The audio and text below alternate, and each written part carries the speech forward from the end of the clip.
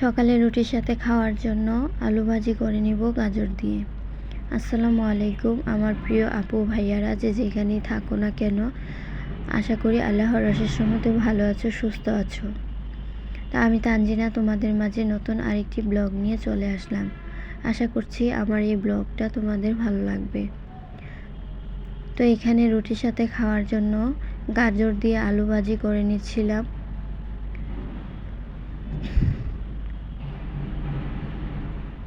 সেই সাথে দুপুরের রান্নাটাও শেষ করে নিব। আজকের দুপুরের রান্নাতে বেশি কিছু রান্না করব না, শুধু কাঁচকলা দিয়ে পাবদা মাছ রান্না করব। তো তোমাদের মাঝে আমি দেখাই শুধু একটা রেসিপি, অফ ক্যামেরাতে কিন্তু আমি আরেকটা রেসিপি করি। তো সব কিছু আর ভিডিও করি না, শুধু একটা রান্না ভিডিও এখানে রাখি, যেহেতু আমার ডেলি লাইফস্টাইল ব্লগ, সেই জন্য। তো এদিকে ওই দিন যে বাজারগুলো এনেছিল, আস্তা জিরা আনছে, তো আমি মশলা করি নাই, আগের মশলা দিয়েই এতদিন চললাম।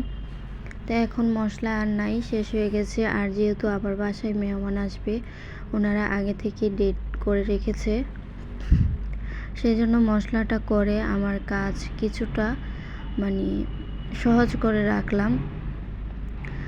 আর যারা আমার ভিডিওটা দেখছো, প্লিজ একটা লাইক দিয়ে দিও।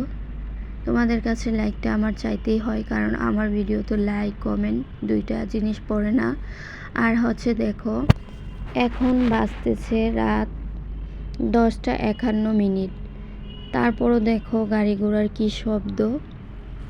আমি যে ভয়েস দেব এরকম কোনো পরিস্থিতি নাই, এত শব্দ আসতেছে। জানি না ভিডিওর মাঝখানে কীরকম লাগে এই শব্দগুলো।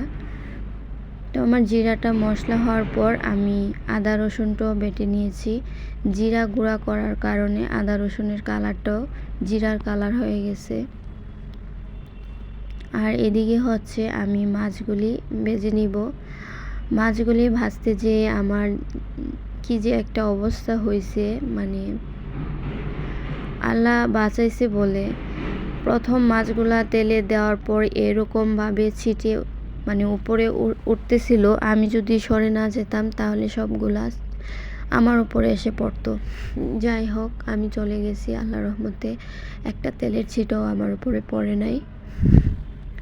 তো মাছগুলো ভেজে নিয়েছি, সাথে কলাও হালকা ভেজে নিয়েছি হলুদ লবণ দিয়ে। এখন মশলাটা কষিয়ে নিব। হলুদ লবণ, জিরা গুঁড়া, ধনিয়া গুঁড়া, আদা রসুন বাটা দিয়ে মশলাটা কষিয়ে তারপরে রান্নাটা করে নিব।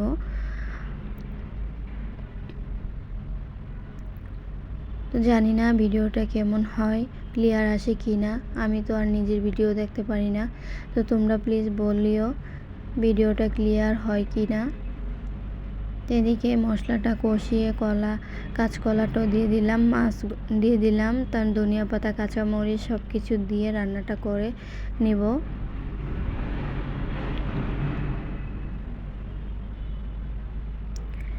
তো রান্নাটা হয়ে গেছে।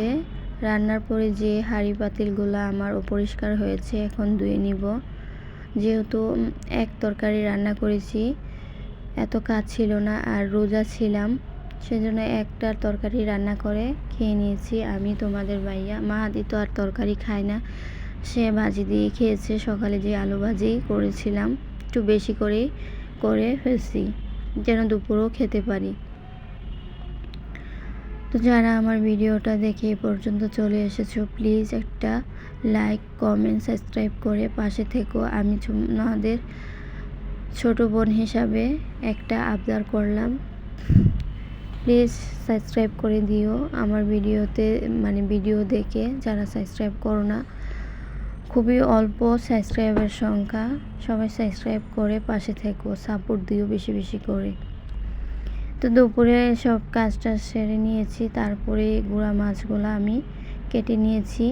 পুঁটি মাছ আর মলা মাছ সবগুলো কেটে ধুয়ে পরিষ্কার করে নিয়েছি।